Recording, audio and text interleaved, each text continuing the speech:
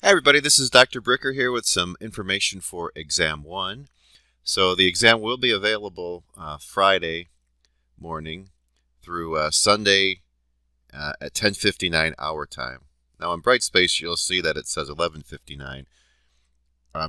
Sorry, yeah, 11:59, but that's Eastern time. So for us it's got to be 10:59 Central time.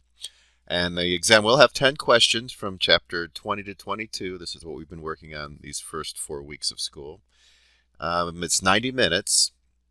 Usually this would be about an hour test, but I give you more time because you've got to answer things online. You do have to show your work. It's not multiple choice or anything like that. So you show your work and you're really graded on your work, not so much your answer. If I were to study for this, I would go back over the first 3 homework assignments, take a look at the PowerPoints, look back at the content videos, and reread the chapters. If you don't have time to reread the chapters, if you go to the end of the chapter, there's usually a pretty good summary. If I was doing the test also, I'd have like a little formula sheet made up so you don't have to keep looking around. There are 10 questions, and I've got a whole pool of questions I'm pulling from, so nobody's going to have the same exact test. Might be some couple of similarities, but essentially you have got your own design test. Okay, in a few minutes I'll show you how to actually upload answers and that sort of thing. So there are 10 questions. 4 of them are from chapter 20, so I kind of wanted to give you a little summary of this. When you charge an object, what are you actually doing? So if you make something negatively charged, like say one of the homework questions was you charge up a plastic rod and it becomes negatively charged. What have you actually done to make it negatively charged? Have you removed protons? Have you added electrons? That sort of thing. So make sure you're familiar with this concept. This is one of the first things that we did in the first chapter. Okay, hopefully that rings a bell for you. Force between charges. So if you've got a couple of charges, there's going to be a force between them. This is Coulomb's force law. Let me grab another piece of paper here. So this is what I'm talking about. F is equal to K, Q1, Q2 divided by R squared. Okay, and then K, as you know, 9 times 10 to the 9th newtons meters squared over Coulomb squared. So if you've got a charge over here and a charge over here, there's a force between them. And this is the distance between the charges. So K, that's just the constant. Q1, that's the magnitude of this charge. Q2, that's the magnitude of this charge, divided by the distance between them squared. So if they are opposite charges, meaning if they're both positively charged or both negatively charged, the force is repulsive. If they're opposite charges, then the force is attractive. Be careful, usually charges are given in something really small, like nanocoulombs, for example.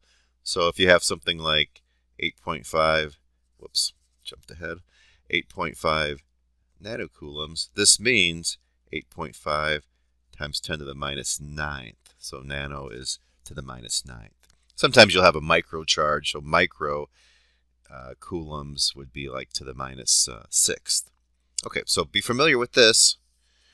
Now it might be the case where you're given the force and the charges and you want to find the distance between them. So you might have to do a little bit of algebra to this equation. But just remember, if you've got a problem that involves charges and force and distance between them, you'll have to use this formula, but you might have to do a little bit of algebra. For example, if you're given F and Q1 and Q2, you might have to solve for R. Okay, the third one here, electric field due to charges. So if you've got a couple of charges, there's, well, if you just have one charge even, there's an electric field around it. If you have 2 charges, then there's going to be still an electric field, but it's the combination of both of those. We did some problems on the homework where we had like 3 charges. The one on the test, I just have a couple of charges. Be careful with these kind of problems, though. Let me grab another piece of paper again. So if you've got a point charge, the electric field is KQ over R squared. Same constant we had before. Positive charge, the electric field is away everywhere. Negative charge, the electric field is towards it everywhere. So if you've got a couple of charges, you want to figure out the net electric field, you've got to keep this in mind. So I'm just going to make up an example. Say you got a positive charge here and a negative charge here. And this one is Q1 and this one is Q2. And you want to figure out the electric field like somewhere between them. Well, this is a positive charge, so the electric field because of this one would be this way. So the electric field because of one would be that way. The electric field at this point because of a negative charge, well, it's a negative charge, so it's towards it. So here the net electric field is actually to the right because they're working together. If Q2 had been a positive charge, E2 would be the other way, then you'd have to subtract them. Okay, so in this example, I would figure out the electric field because of the first charge, if I knew this distance. Figure out the electric field because of the second one, assuming I know this distance also. And then I would add them together because they're working in the same direction. Okay, so be familiar with this. The one on the test, same scenario, that we have a couple of charges. I don't remember if it's positive or negative. But just be careful. You've got to figure out if they're working together or not working together. Okay, that's also from chapter 20. This is a good one. F is equal to QE.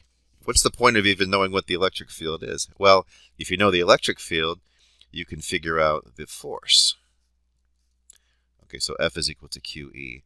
Thinking back to the homework, we had things where we had an electrophoresis gel, and we were trying to figure out the force on a DNA molecule. That was from the homework. Or if we're trying to, we put some charged particle in an electric field, try to balance the weight, those sort of problems. Good. So if you're looking for a problem that involves a charge in an electric field, this is where you could figure out the force that would be on that charge. So be familiar with that. These are all from chapter 20. So there's 4 questions from chapter 20. Okay. Chapter 21. There'll definitely be one of these problems if you remember this. We're taking electrical potential energy and turning it into kinetic energy. So we did in Physics 220 turning potential energy into kinetic energy. The only difference here is this is electrical potential energy. So the change in electrical potential energy is equal to minus the change in kinetic energy. Let's look at that in a little more detail. Okay, so the change in electrical potential energy is minus the change in kinetic energy. I guess the Physics 220 analog would be you raise something to a certain height, you give it gravitational potential energy, you let it go, that turns into kinetic energy. Here it's electrical potential, though, turning into this. So this is Q delta V, this is voltage here, is equal to minus the change in kinetic energy. So minus kinetic energy final minus kinetic energy initial. So then you've got Q delta V. If I distribute the negative sign through, this would be kinetic energy initial minus kinetic energy final. You know, however you want to write it, actually. Hopefully this is ringing a bell. You know, you put something through a potential difference. How fast is it going? Like a proton, for example, after going through a certain voltage. Okay, so it might be something like you start over here. I'm just going to pick a positive charge. This could be 1,000 volts. This could be 0 volts, and you send it this direction. And you want to know how fast it's going. Maybe it starts from rest. That's velocity. You want to know how fast it's going over here or something.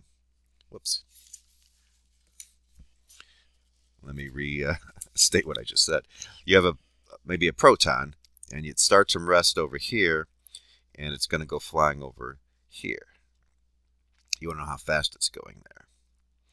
Well, is it going to be speeding up or slowing down in this scenario? So if this is 1,000 volts and that's 0 volts, you could think of this as being the positive side of a capacitor. This is the negative side. So here it would actually be slowing down, right? It's going uphill. Okay, so just be careful when you do these problems. this is velocity, this is voltage. So let me take one more step here.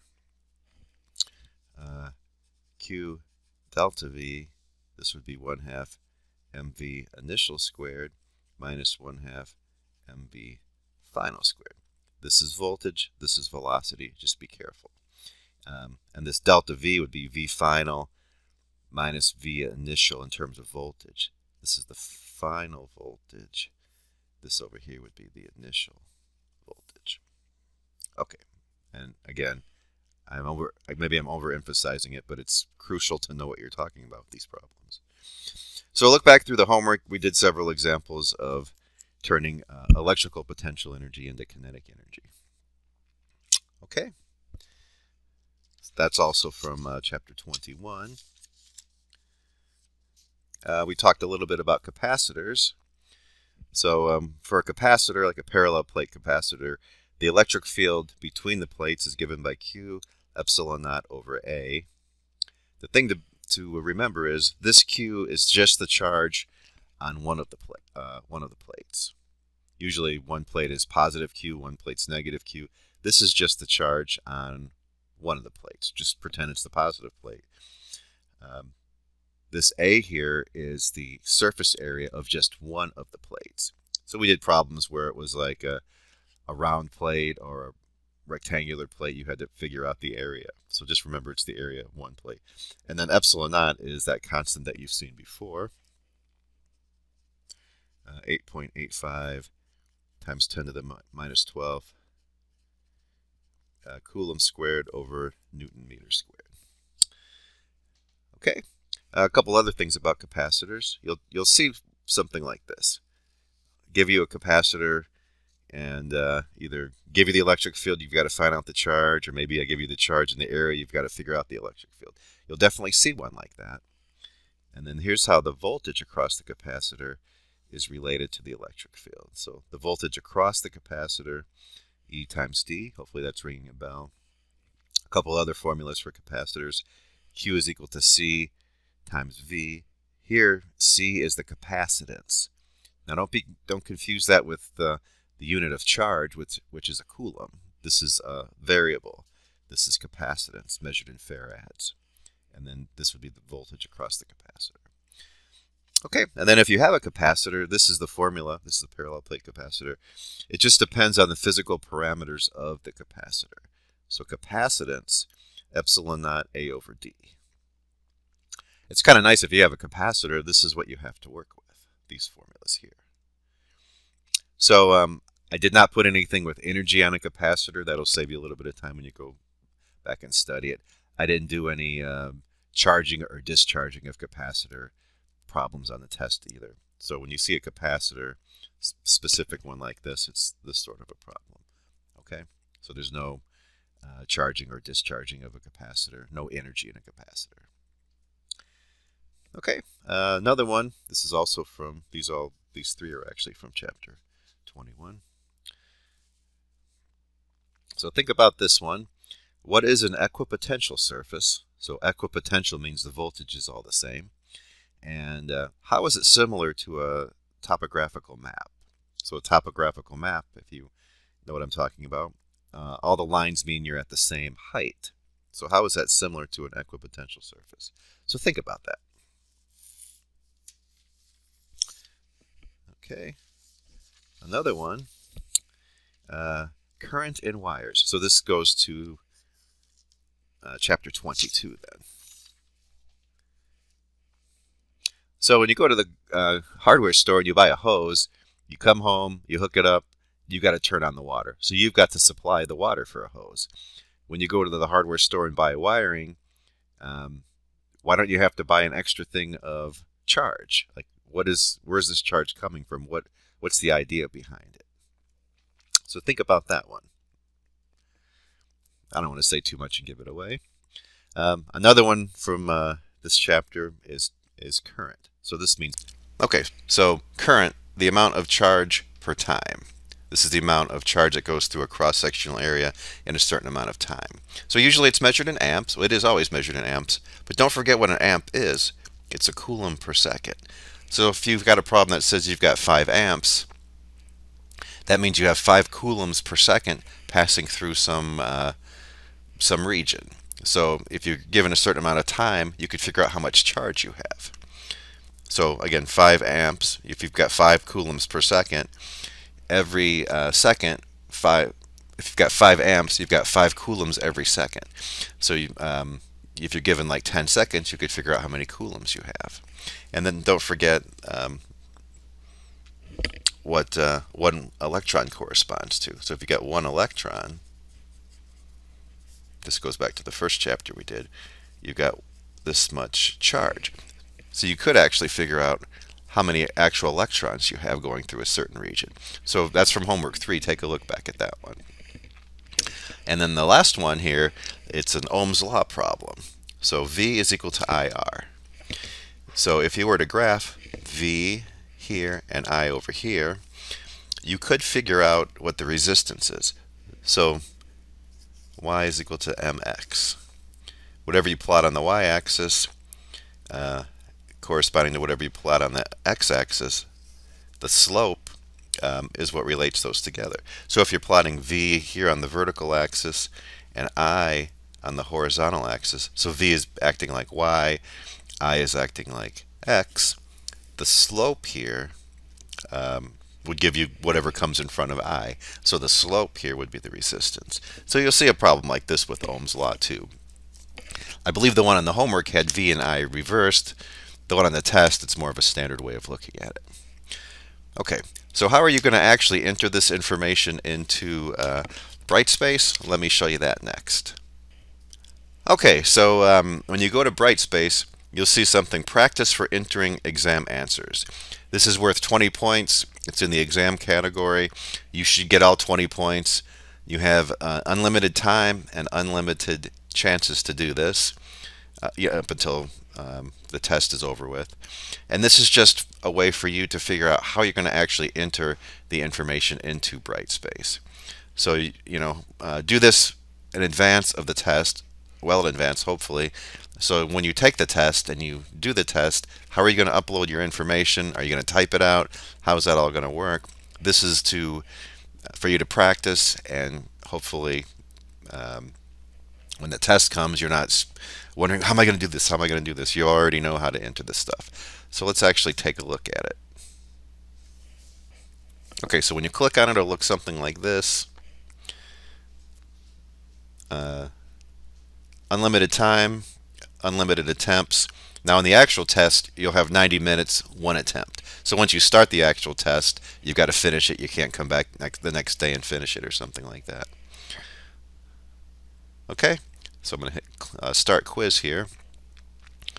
And this again, this is you should get all 20 points on it. It's just practice for you.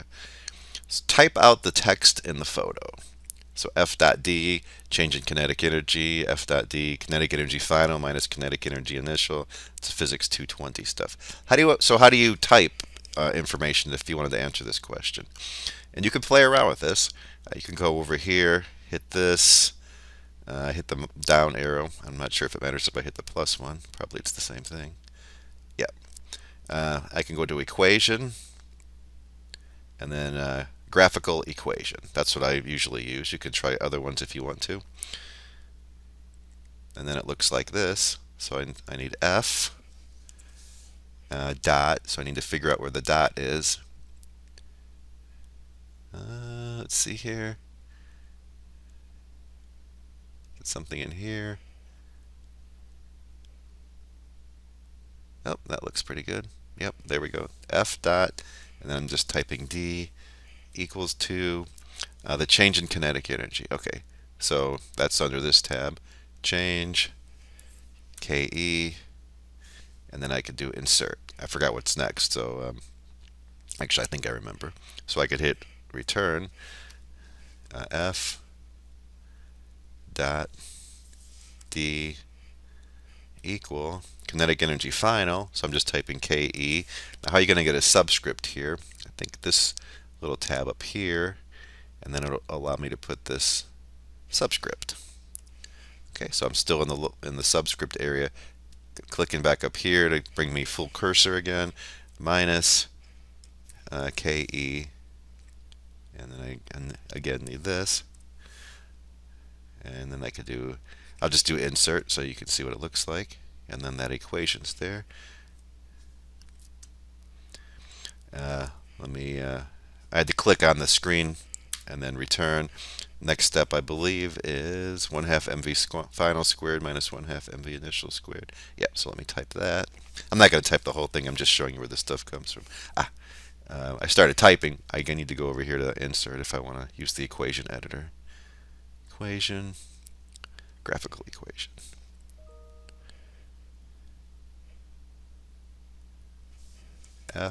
Whoops. F, I think the dot was in here. Yep. Dot D equals, equal 1/2. So this one's got a little thing that will help me here. 1/2. Click back up here. M. So it started typing it right next to the one. If I want to make it look a little nicer, I could do that. MV final squared. Okay, so I need a superscript and a subscript. Let's see if there's one of those available. Here we go. Looks like this would work. Maybe this one. Yep, okay. So F, I typed it in there. Come back up here. Make that a 2. Okay, good. Now I'm clicking on the screen again to bring the cursor back to full size. And then minus 1/2 MV initial squared. Whoops. Got to click in the box. There we go. And then I'm clicking right there to get full cursor back. V, M, V, and then initial squared. So same thing, I need that one. That'll give me superscript and subscript. Okay, so you can see it's already, the cursor's already in the subscript. Then I click over here and then insert. Okay, so right now if I hit the return button, it doesn't return. I gotta like click the screen one more time and then I can keep going. And I'm not going to do the whole thing. I just wanted to show you how, if you wanted to type out your answer, you could. It's a little bit cumbersome to do that, but it's not impossible. Another way is question 2. So it says here, write the text and a photo on a sheet of paper, take a photo, and upload the photo as your answer. Okay, so again, you'll have to be, you practice with this, and so when the test comes, you know what you're going to do. So right now, I'm just going to take a picture with of just a piece of paper with my phone.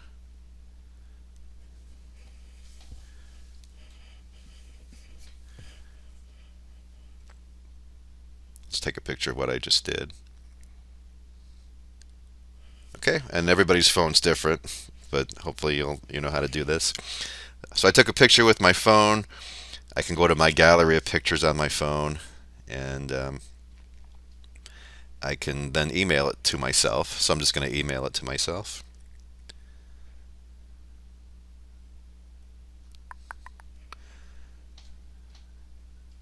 So you might be a lot faster at this than me.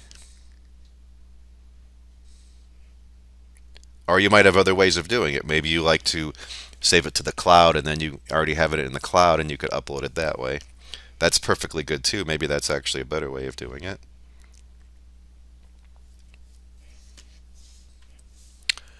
Okay, so you'll write out this thing and take a picture. I didn't want to write the whole thing out, so I took a picture of what I've just done reviewing for this test. So to insert a picture, you could come up here, insert stuff, click on this, and look for it wherever you left it. I just put mine I saved my picture to the desktop.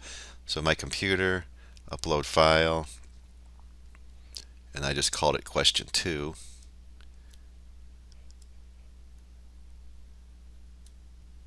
Question 2, open. Then it's going to ask you some questions here. I usually just leave this as store in course files. Upload. Now you've got a choice here. I usually just click this is decorative, and then you don't have to answer any other questions. So this is decorative, hit insert, and the picture appears right there. Now if you want to type some more stuff, you can still do that. Hello or something. Or you could type stuff and then upload the picture, however you want to do it. Let me click on this and get rid of it. If you don't click the decorative thing,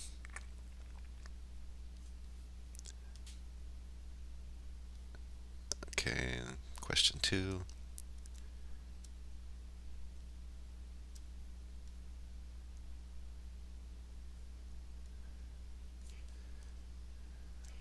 Okay, one more step. Upload. And it says create new file because I've already uploaded that one once. So I'll just do overwrite the existing. Now if you don't click the decorative thing, you've got to put some text in here for link text, alternative text.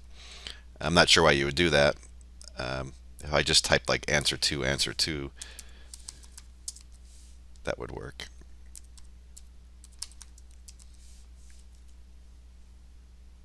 But again, I don't think you're going to do that. I would just click decorative and then insert. And then it's there for you. Okay, so practice with that, and then I'll just do submit quiz. Okay. Again, it's completely for practice, so you are comfortable, hopefully, when the time comes. Maybe you like typing, you're going to type the whole thing. Maybe you like adding pictures, that's fine too. Probably you'll do a combination of both of those. Okay, so it'll be available for you Friday morning all the way through Sunday. Make sure you have internet connection. It's an online class now, so you'll have to do that. If you have any questions, just email me, and I'll talk to you soon. Bye-bye.